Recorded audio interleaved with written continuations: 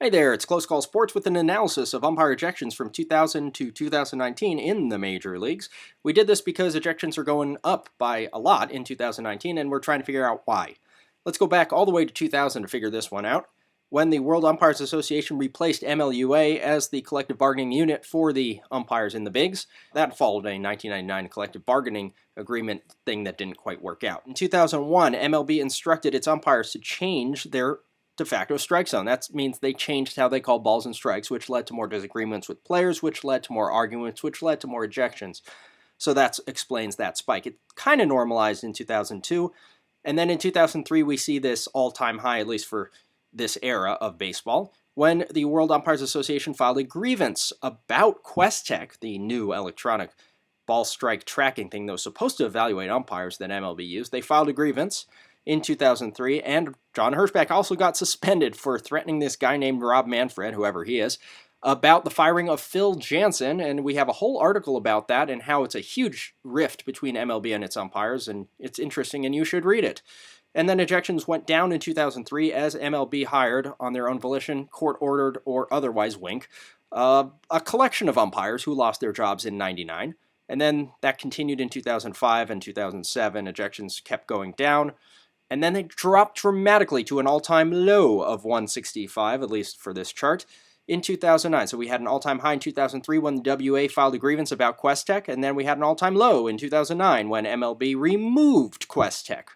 So I wonder if that's related in any way. It was also a contract year for the umpires, and Joe West replaced John Hirschbeck as WA president. Ejections went back up in 2010 when the contract was ratified. In 2011, Joe Torre and a bunch of other people came to the commissioner's office, and ejections went down in 2012, and then they climbed up in 2013, 14, and 15, which was another contract year. 2014 was for the umpires. In 2015, the contract was ratified.